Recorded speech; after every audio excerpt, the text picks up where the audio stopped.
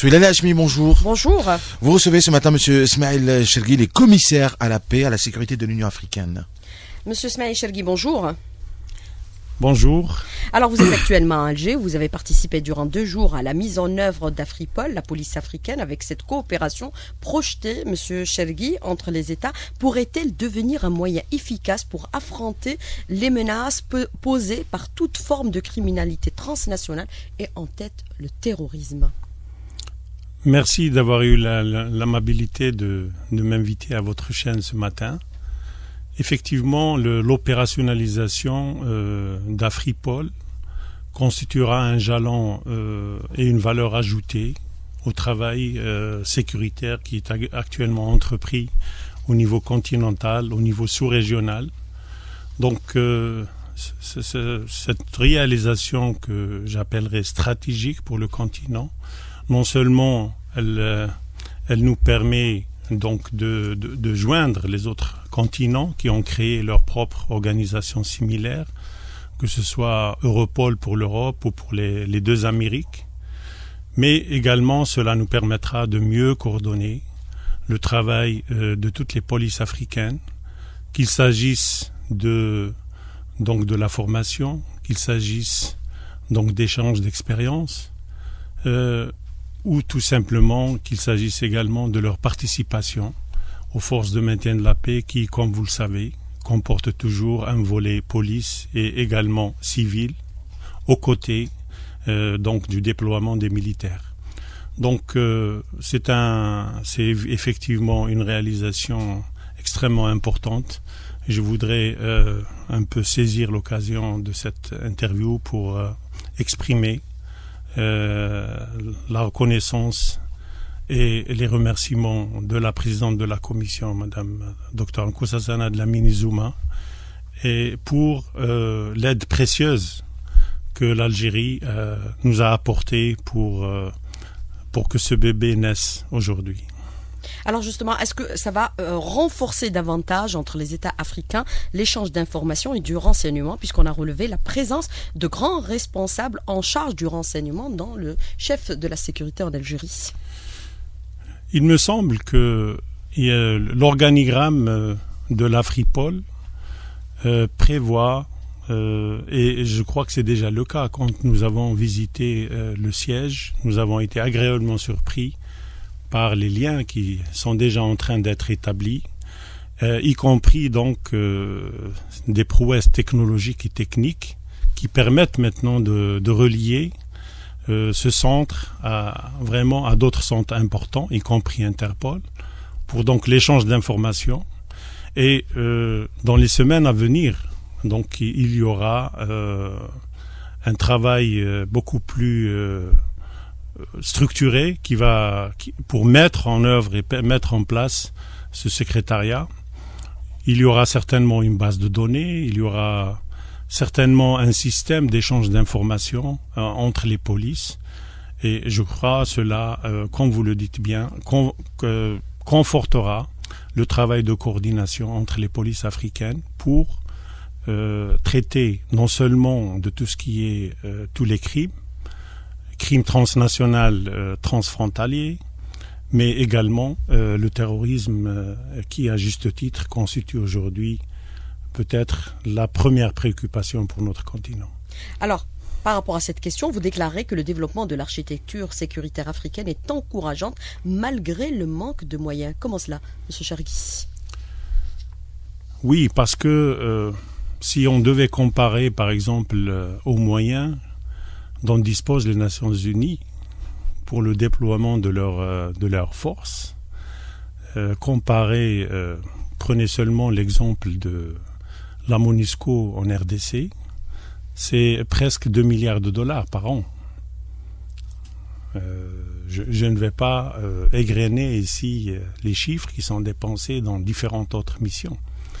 Donc, comparé à notre budget, il me semble que non seulement nous faisons bien, nous avançons, mais en toute modestie, la MISOM aujourd'hui qui est notre force à nous, en Somalie, constitue la meilleure opération au monde, s'agissant des résultats. parce que nous avons un peu 22 000 hommes et femmes, évidemment, et je crois que nous n'avons pas cessé de récupérer des territoires qu'occupaient par le passé le Shabab. Nous leur avons dénié l'accès à des ports qu'ils utilisaient pour renforcer leur financement. Et nous faisons cela quelquefois sans les moyens qui sont minimales ou minimaux pour certaines forces. Je voudrais surtout souligner le fait que nous n'avons pas d'hélicoptères. Donc vous voyez un peu les défis que nous devons relever, mais je crois que nos hommes et nos femmes sont disposés à payer le prix le plus élevé pour que nous puissions atteindre l'objectif recherché, c'est-à-dire combattre le terrorisme et aider le peuple somalien à retrouver la paix et la sécurité. Alors des moyens réduits, très réduits, c'est ce que vous déclarez, ils sont de quel ordre? Est-ce qu'on peut avoir une estimation, M. Chergui, ce matin? Je pense que vous connaissez bien le budget de l'Union africaine est de 300 millions de dollars, qui est, on doit le souligner malheureusement aujourd'hui, dépend beaucoup des partenaires de l'Afrique. Alors, quelle est la priorité aujourd'hui en matière de lutte contre le terrorisme? Constituer un front commun contre les groupes terroristes Boko Haram, Daesh ou Al-Qaïda, ou les Shabab aussi? Je crois que nous avons entrepris ces dernières années le lancement de bases de coordination du travail qui est fait en Afrique. Donc, combien même les moyens de l'Union africaine sont réduits, mais je crois que l'effort qui est fait par les régions et les États membres est vraiment très apprécié. Je voudrais ici vous donner l'exemple de ce qui a été fait sur Boko Haram. Je crois que c'est les pays du bassin du lac Tchad qui ont eux-mêmes décidé de lancer cette force et ne pas attendre une quelconque aide pour aller aider le Nigeria, aider le Cameroun, donc à récupérer les territoires qu'occupait Boko Haram.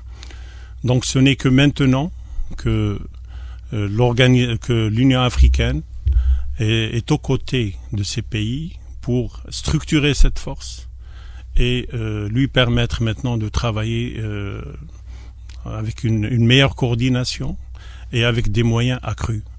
Donc au moment où je vous parle, notre équipe, vous savez bien que le siège de la force est à N'Djamena. Nous l'avons moi-même inauguré le 25 mai dernier. Et le 15 octobre, nous avons signé le mémorandum avec donc l'organisation du bassin du lac Tchad pour réellement formaliser juridiquement cette relation. Je dis cela parce que cela permettra à beaucoup de partenaires, en ayant donc ce document juridique aux côtés du communiqué du Conseil de sécurité des Nations Unies. Donc cela met à l'aise les partenaires pour se joindre à l'effort. Donc aujourd'hui, cette force dispose de moyens de communication que nous avons délivrés nous-mêmes, de moyens roulants, et je crois que dans un proche avenir, grâce à la contribution de l'Union européenne, nous allons apporter un soutien en eau, en fuel et en nourriture à ces forces. Donc cela, j'espère, aura un impact sur leur travail au quotidien pour hâter la victoire sur cette hydre terroriste que constitue Boko Haram. Sur un autre, si vous me permettez, donc évidemment nous faisons la même chose, comme je vous l'ai indiqué tout à l'heure, en Somalie. Mais je voulais surtout vous parler de deux processus que nous avons engagés. Le processus de Nouakchott, donc dont, si vous vous rappelez, le sommet s'est déroulé le 18 décembre de l'année dernière. Il a été précédé par au moins 4 réunions des ministres des Affaires étrangères, réunions des ministres de la Défense, chefs d'état-major, et surtout 8 réunions des chefs de services de sécurité. Donc cela vous donne un peu la dimension d'abord de cette volonté de travailler en commun, de partager les informations et de coordonner mieux leurs activités. Je voudrais vous dire que ce système s'accompagne d'un système de communication sécurisé qui a été réalisé grâce à l'Algérie et qui permet à tous ces services aujourd'hui de communiquer immédiatement entre eux pour soit solliciter une information ou solliciter des points d'éclaircissement sur tel ou tel événement. Mais la priorité en matière de lutte contre le terrorisme aujourd'hui, M. Chergui, puisque vous déclarez que Boko Haram constituerait la menace la plus sérieuse en Afrique, il faut une forte mobilisation des États pour empêcher déjà, et c'est une priorité, toute jonction entre les groupes terroristes Boko Haram, Daesh, Al-Qaïda et les Shabab en Somalie aujourd'hui. C'est juste parce que Boko Haram a été l'un des premiers mouvements dans le continent à annoncer son allégeance à soi-disant Islamic State, le Daesh. Et cela d'abord témoigne d'un affaiblissement de ce mouvement, mais également de moyens supplémentaires qui pourraient lui être attribués, non seulement financiers, mais dans les réseaux sociaux. Et nous savons combien, malheureusement, ce mouvement Daesh maîtrise et investit beaucoup dans ce domaine. Donc, de ce point de vue, je pense que ce mouvement est également un danger, non seulement par rapport à sa relation avec ce qui se fait en Libye, et nous savons tous qu'il y a transit d'armement entre ce pays et les pays du Sahel et évidemment les pays du lac Tchad, mais notre préoccupation c'est que demain, avec la faiblesse que connaît la Centrafrique, donc si ce mouvement s'étend en Centrafrique, il pourra facilement faire jonction avec les Shabab en Afrique de l'Est, d'où l'importance de réellement tout faire pour que ce mouvement soit affaibli le plus vite possible et pourquoi pas éradiqué pour de bon, parce que les pays qu'il a en face, mis à part le Nigeria, donc qui maintenant a dépassé une phase d'incertitude, de questionnement, et avec le nouveau président de la République, donc le message est on ne peut plus clair, l'engagement est réel, confirmé, non seulement financier, puisque comme vous le savez, il a annoncé 100 millions de dollars donc pour la lutte contre ce mouvement, et il a immédiatement donc déboursé les 21 millions. Il a aidé également le Tchad et le Niger en moyens financiers. Donc l'engagement est réellement ferme et vérifié du Nigeria. Cela est vraiment une contribution immense. Vous savez que les pays de l'Afrique centrale ont annoncé également une contribution de 50 millions pour la lutte anti-Boko Haram. Et nous avons mobilisé à peu près 70 millions de dollars avec les partenaires et notre propre contribution. Donc pour conjuguer tous ces efforts pour arriver à l'objectif que vous décriviez tout à l'heure.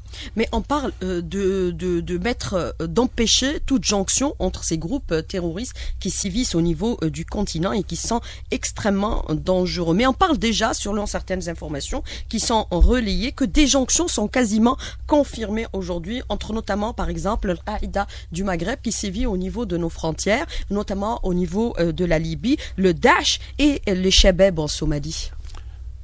Il me semble que c'est une évidence qu'aujourd'hui Daesh existe en Libye et même se développe. Donc, évidemment, compte tenu des mouvements de ces criminels donc dans cette bande et en direction du Sahel, cela est possible et nous devons de nous préparer. Et je voudrais à cet effet vous noter qu'il y a quelques semaines, les ministres de la Défense du pays, donc du processus de Nouakchott, nous nous sommes retrouvés au Mali. Et l'une des décisions qui a été prise, c'était justement de promouvoir ou de lancer une force africaine au Nord Mali. Parce que nous sommes conscients que, d'une part, le mandat des Nations Unies ne permet pas d'imposer la paix ni la lutte antiterroriste. Donc il faudra trouver un autre moyen pour lutter contre le terroriste au Nord Mali et contre l'économie criminelle. Parce que tant que nous n'avons pas réellement couper ces liens. Donc ces terroristes peuvent même créer des problèmes pour la mise en œuvre de l'accord de paix. Donc il y a eu 3 propositions qui ont été faites, ou bien dans le cadre des Nations Unies, à l'image de ce qui s'est fait à la MINUSCO, c'est-à-dire une brigade spéciale.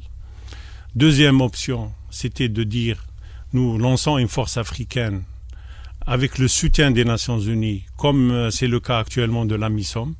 Et si vraiment on n'a pas cette option, donc nous sommes prêts à lancer une force africaine et nous mobiliserons les soutiens qu'il faut pour cette force. Mais encore une fois, tant que nous n'avons pas traité de cette question au Mali, je crois que ce pays frère ne retrouvera pas totalement sa quiétude. Il est important que l'on puisse traiter de la question terroriste au Mali et surtout de tous ces trafics de drogue, d'êtres humains qui, comme vous le savez, nourrissent le terrorisme. Alors vous dites il faut nous préparer, il faut combattre, il faut nous mobiliser, mais comment nous préparer aujourd'hui, puisque déjà il y a eu plusieurs réunions sur cette question au niveau du continent, au niveau de notre région, la sous-région, et demain à Alger il y aura cette nouvelle ou énième réunion annuelle des points focaux au niveau du CAERT, les points focaux, c'est-à-dire les pays limitrophes pratiquement à l'Algérie, dans la Tunisie, le Mali, le Niger et voilà. Non, pour la réunion du CAERT, tous les points focaux, en fait, c'est continental. Donc, c'est une réunion annuelle où ces points focaux, qui représentent normalement tous les pays, se retrouvent pour faire le point.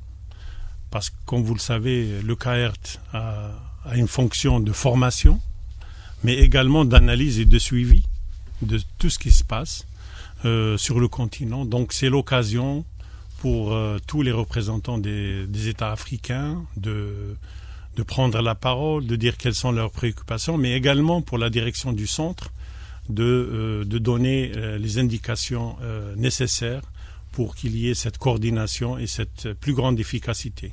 Je voudrais, si vous me permettez, aussi rappeler que par rapport au Shabab que vous avez évoqué tout à l'heure, c'est effectivement un des dangers potentiels pour l'Afrique, parce qu'eux aussi, d'après les informations que nous avons, se préparent.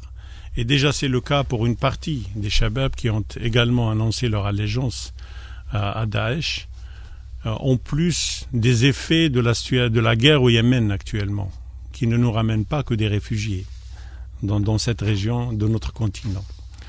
Donc nous avons également lancé là-bas l'année dernière ce qu'on a appelé le processus de Djibouti. Et donc, avant de venir ici, j'ai eu l'occasion de réunir tous les chefs de sécurité de l'Afrique de l'Est, des pays composant l'IGAD et l'East African Community, pour également faire le même travail que nous faisons dans le processus de Nouakchott. Et d'ailleurs, à l'issue de cette réunion, nous avons signé le mémorandum établissement l'UFL également pour l'Est, donc qui sera établi en Ouganda. Donc c'est vous dire que l'effort est certain, nous nous organisons et moi je pense que si nous arrivons déjà à coordonner, à amener les différents services de sécurité en Afrique à travailler étroitement ensemble, je crois que cela constituera déjà une très grande avancée pour la lutte contre le terrorisme. Mais comment vous évaluez la situation actuelle, notamment au niveau de nos frontières, les frontières de l'Algérie et dans l'Afrique, globalement? Elle est difficile. Il faut le dire. Certains disent qu'elle est même très très difficile avec la déstabilisation pratiquement de la Libye aujourd'hui.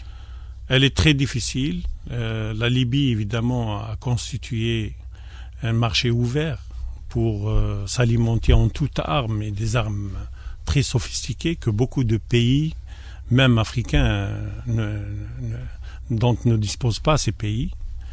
Deuxièmement, donc cela a constitué aussi un hub pour alimenter tous ces trafics, et en particulier le trafic des êtres humains. Et vous avez vu cette crise de la migration qui donc est passée essentiellement à travers la Libye. Donc la Libye aujourd'hui est un pays vers lequel il faut réellement, où doivent converger tous les efforts pour s'assurer qu'il y a un accord politique entre tous les protagonistes pour pouvoir après travailler autour d'une cellule de l'armée ou d'une armée nationale pour pouvoir réellement traiter de la question terroriste. Évidemment, si nous parlons des pays du Sahel, vous savez, des pays comme le Niger, comme le Bénin, comme le Tchad, au moment où il y a une baisse très importante de leurs revenus pétroliers, par exemple, s'agissant du Tchad. C'est le cas pour l'Algérie également. C'est le cas pour l'Algérie, c'est le cas pour le Cameroun, pour d'autres pays. Donc, il est à moins de $40 ce matin, le baril. Donc, cela constitue réellement une pression. Et donc, nous n'avons pas cessé donc, de lancer un appel pour qu'il y ait un soutien plus accru, bilatéral, multilatéral, mais également au niveau africain. Comme vous le savez, nos chefs d'État ont décidé d'explorer de nouvelles possibilités de financement de nos activités en Afrique pour un peu concrétiser ce motto de solution africaine aux problèmes africains. Et je pense que ce sera là peut-être une piste intéressante pour mieux consolider ce qui est en train d'être fait. Mais on doit le noter. Il y a une prise de conscience de plus en plus importante de tous nos partenaires par rapport à ce danger. Et ça et là, on nous déclare leur disponibilité à aider. Donc, essayons de conjuguer, de voir comment on peut donc mettre tout ça en harmonie, en musique, pour arriver à une plus grande efficacité donc, dans cette lutte antiterroriste. Alors, les Africains aujourd'hui, Monsieur Chergui, prônent la sécurité de l'Afrique par les Africains, vous venez de l'indiquer à l'instant, mais par rapport à cette déstructuration de certains États et les armes sophistiquées qui circulent aujourd'hui, les Africains appellent aussi certains pays responsables de la situation actuelle d'assumer leur entière responsabilité. Quel est votre commentaire? Mais c'est juste, c'est pour cela que nous disons toujours que cette responsabilité des questions de paix et sécurité en Afrique est d'abord la responsabilité de l'Union africaine et des Africains.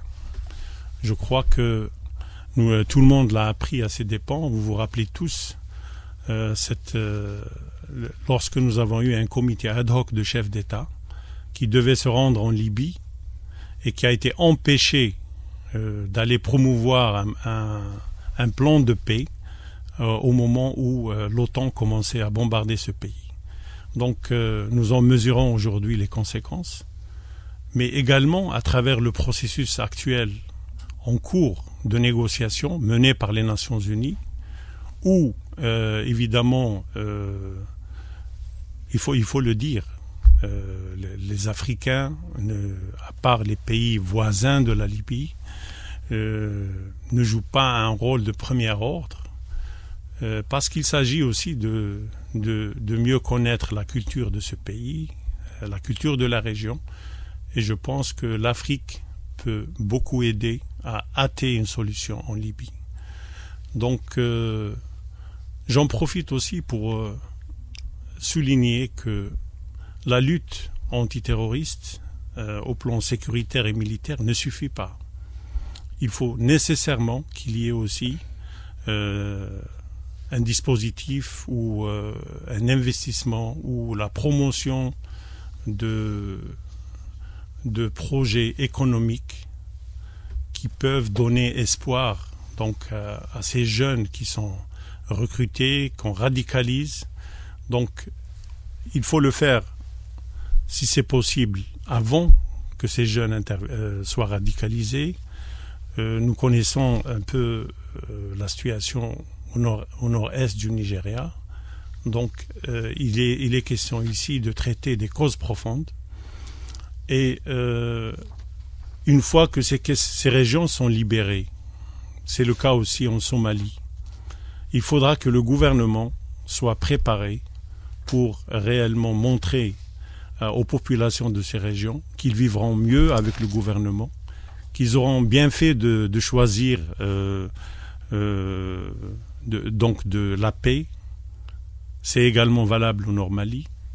Donc il faut promettre, il faut donner l'espoir, il faut immédiatement lancer des programmes qui puissent leur permettre soit de donner de l'emploi, soit répondre aux besoins économiques et sociaux des populations. Alors aujourd'hui, vous déclarez qu'on en subit aujourd'hui pratiquement les conséquences, mais l'Algérie avait averti sur un désastre d'une intervention militaire en Libye. Est-ce qu'on peut considérer qu'on n'a pas tenu compte un peu de l'alerte lancée par l'Algérie? On en subit aujourd'hui les conséquences parce que l'Algérie avait dit ce qui se produit aujourd'hui sur le continent africain pourrait aussi très prochainement toucher les pays de l'Europe, de l'autre côté de la Méditerranée. Effectivement, cette alerte et cette position a été on ne peut plus claire, répétée par l'Algérie et d'autres pays également africains, mais qui malheureusement, on voit aujourd'hui les conséquences. Et effectivement... On avait considéré à l'époque que l'Algérie soutenait les dictatures, alors qu'elle alertait sur les dangers qui étaient en train de se produire au niveau de cette région. Donc la sagesse et la pertinence de cette position ne cessent de se vérifier aujourd'hui. Et la même pertinence et la même sagesse exprimée aujourd'hui s'agissant de privilégier une solution politique plutôt qu'une action armée en Libye, donc est également d'importance à souligner, parce qu'une intervention armée aujourd'hui, dans la situation que connaît la Libye, ne fera que compliquer davantage la situation et éloignerait réellement cet objectif aussi de réconciliation entre nos frères libyens. Mais est-ce qu'il y a prise de conscience aujourd'hui sur la menace qui pèse sur tous les États, parce qu'il n'y a pas de frontières pour le terrorisme aujourd'hui, notamment pour les groupes terroristes Daesh, puisqu'ils ont maintenant, nous avons vu les dégâts qu'ils sont en train de générer. Est-ce qu'il y a cette prise de conscience parce que ces États-là sont aujourd'hui touchés dans leur chair? Effectivement, je pense que depuis les malheureux attentats de Paris, je crois qu'il y a une plus grande mobilisation, en particulier au Moyen-Orient, où maintenant ce qui constituait le fond ou l'origine des ressources de Daesh est directement visé.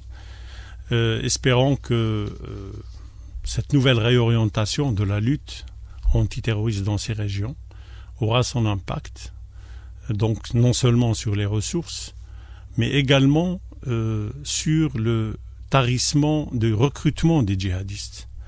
Et je dois souligner que dans cette région du Moyen-Orient, nous disposons d'un chiffre extrêmement important d'Africains qui sont partis combattre aux côtés de ce terroriste. Et il est pertinent de se poser la question sur leur éventuel retour dans la région. Ils sont combien? Je pense que c'est des milliers. Donc, vous dites nous disposons du chiffre, donc vous l'avez pratiquement. Mais vous savez que c'est des chiffres qui... certains disent ça, entre 3 et 6 000. Et donc, il y a lieu de réellement prêter une très grande attention à la situation actuelle où maintenant l'intensification des bombardements amène certains à dire que il n'y a plus rien à faire, il faut retourner. Et malheureusement, vous avez vu ce qui s'est passé en Tunisie. Donc, aucun pays de la région n'est réellement à l'abri d'actes terroristes. Nos responsables aussi l'ont indiqué. Même l'Algérie n'est pas à l'abri éventuel. Aucun pays On ne le souhaite pas, bien sûr. Aucun pays au monde n'est à l'abri aujourd'hui des agissements de cette internationale terroriste. Alors on parle d'assèchement des sources de financement des groupes terroristes. Mais certains considèrent que, par exemple, les groupes terroristes de Daesh, avec le trafic de pétrole, puisqu'on en parle aujourd'hui ouvertement, les États s'accusent mutuellement, disposeraient seulement en Irak d'équivalent de 7 milliards de dollars. Ils ont des financements supérieurs parfois à certains États. C'est vrai? C'est effectivement le chiffre qu'avancent certains spécialistes, parce que non seulement ils se sont servis dans les banques directement, dans les villes qu'ils ont occupées, mais... Ils vendent le pétrole clandestinement à certains États. il vendait du pétrole, donc il imposait aussi des taxes pour les populations locales. Et à mon avis, ils sont même payés le luxe d'aller imprimer leur propre monnaie. Donc c'est dire que vraiment ils prétendaient pouvoir avoir tous les attributs d'un État. On a vu aussi, il diffuse des vidéos dignes de cinéma hollywoodien pratiquement. Voilà, cela montre le fait que donc les défis en fait que nous devons relever aujourd'hui également pointent vers cette direction-là. C'est de faire attention à tout ce qui se fait sur Internet et les réseaux sociaux, parce que ça fait partie de la guerre qu'il faut gérer aujourd'hui. Des moyens de recrutement aussi des jeunes. Oui, donc on a parlé tout à l'heure de la nécessité de tout faire pour qu'il n'y ait pas radicalisation des jeunes, mais également d'aller vers la déradicalisation de ceux qui peuvent être récupérés. Je crois que c'est un effort gigantesque et qu'il faut le faire. Je voudrais à ce niveau rendre hommage à l'association des imams des pays du Sahel qui a son siège ici et qui réalise un travail remarquable, non seulement dans tous les pays du Sahel, mais j'ai vu aussi que même sur le plan, sur la communication Internet, ils sont actifs. Alors, monsieur Smaïl Chergui, autre question, quand on parle d'assécher les moyens de financement de ces groupes terroristes, on a parlé par exemple d'un montant équivalent à 7 milliards de dollars dont ils disposent au niveau de l'Irak, peut-être parce qu'ils ont vandalisé les banques ou parce qu'ils ont vendu clandestinement le pétrole. Est-ce qu'on a une estimation aussi par rapport à leur financement, par rapport à d'autres trafics qui sont en train d'opérer sur le continent, la traite des êtres humains, le paiement des rançons? Est-ce qu'il y a eu quelque part aussi complicité de certains États qui payent et qui parfois continuent à payer? Je crois que leur financement, évidemment, proviennent de tous les trafics, comme je l'ai indiqué. Trafic d'armes, trafic de drogue, et ça c'est un élément très important parce que l'Afrique non seulement est un lieu de transit des drogues dures qui viennent d'Amérique latine ou d'Asie, mais aussi il y a des pays qui produisent ici le cannabis, et donc c'est aussi une source importante dans la mesure où ces groupes terroristes sécurisent donc le passage des trafiquants, et donc ils récupèrent énormément d'argent. S'agissant évidemment de paiement de rançon, je pense que nous avons avancé un peu, puisque il faut parler de criminalisation de paiement de rançon. Je crois que c'est plus ou moins accepté au niveau international et au niveau des Nations Unies.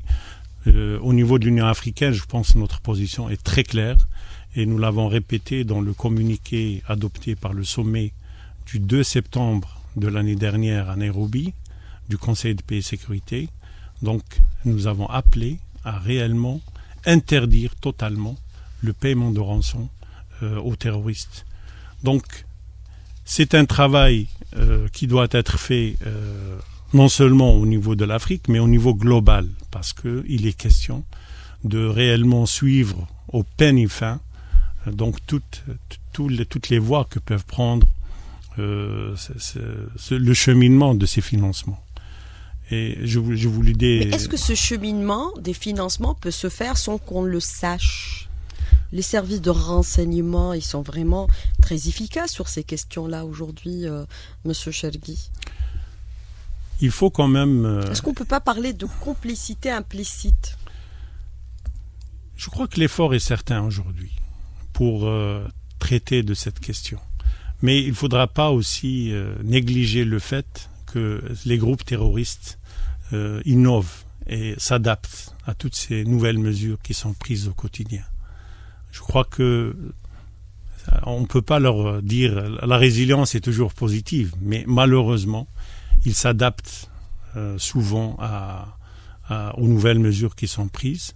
Donc, il y va de la responsabilité de tous ceux qui sont donc dans cette lutte pour également activer davantage et réellement prendre les mesures les plus draconiennes pour que et en parlant évidemment en appelant un chat par rapport aussi à l'attitude d'un certain nombre de pays qui donc souhaitent une certaine visibilité ça et là.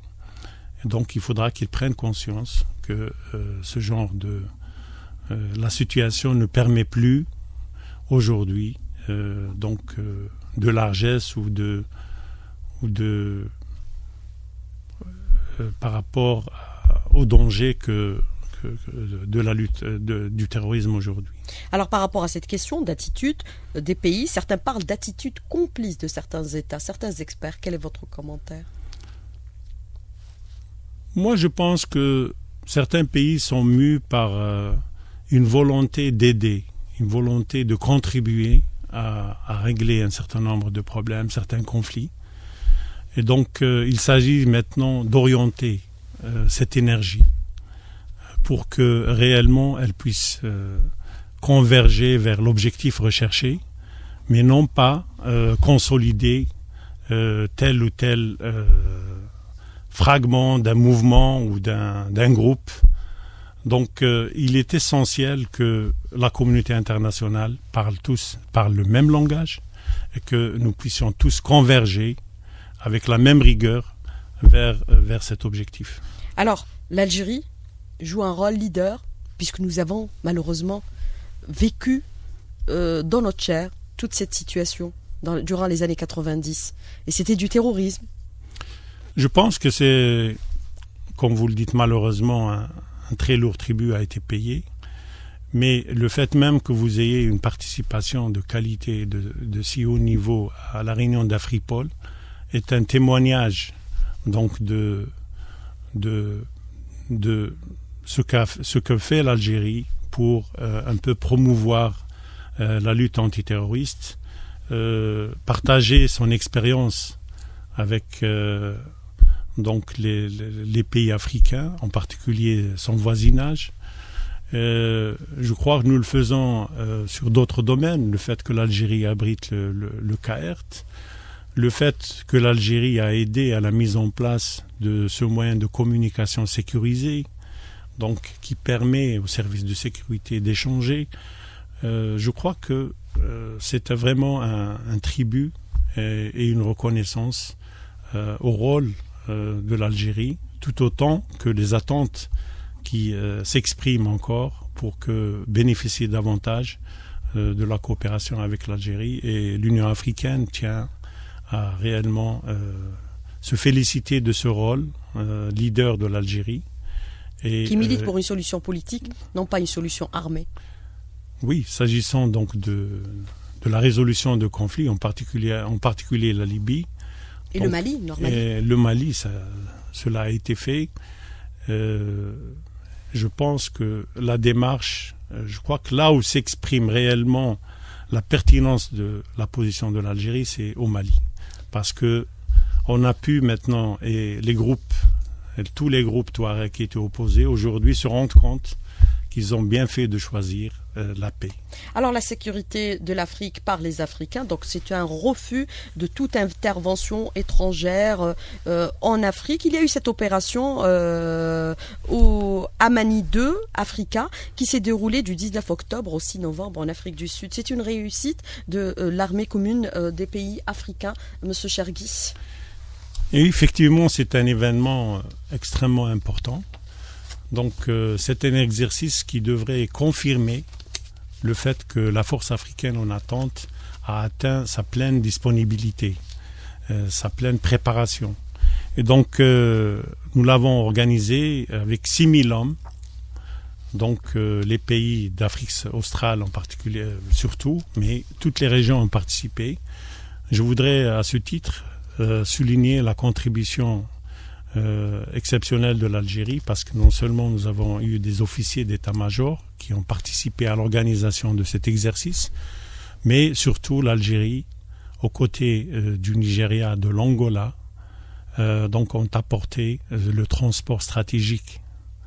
Donc je voudrais surtout souligner qu'à 48 heures de l'exercice, un partenaire qui devait nous aider à assurer ce transport de la région ouest et est a dit qu'il ne pouvait plus le remplir.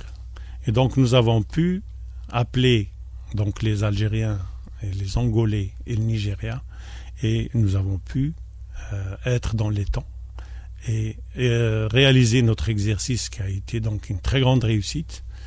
Et donc nous allons réunir les ministres de la Défense du 13 au 15 janvier à Addis Abeba pour tirer les leçons de cet exercice et faire rapport au prochain sommet. Mais je pense que tous les Africains doivent être très fiers de la réussite de cet exercice à Manitou, Africa. Alors, la mobilisation de l'armée algérienne est pleine et entière, on le sait aujourd'hui. La mobilisation de l'armée algérienne est pleine et entière, non seulement et de l'État algérien, pour sécuriser et apporter une contribution à la sécurisation de tous ses voisins, mais également nous avons pu bénéficier de la mise à disposition d'officiers qui travaillent avec nous au siège de l'Union africaine, et également disponibilité totale pour la formation des Africains ici dans les académies algériennes. Donc je crois que je ne suis pas habilité pour parler au nom de l'armée algérienne, mais je crois que c'est un constat que nous avons relevé au niveau de l'Union africaine, et nous nous en félicitons et nous exprimons notre reconnaissance. Monsieur l'ambassadeur Smail Chergui, merci d'avoir répondu à nos questions et d'avoir été en direct avec nous ce matin et de nous avoir consacré un peu de votre temps. Je sais que votre calendrier est extrêmement chargé. Merci beaucoup. Merci à vous et merci à vos auditeurs. Merci.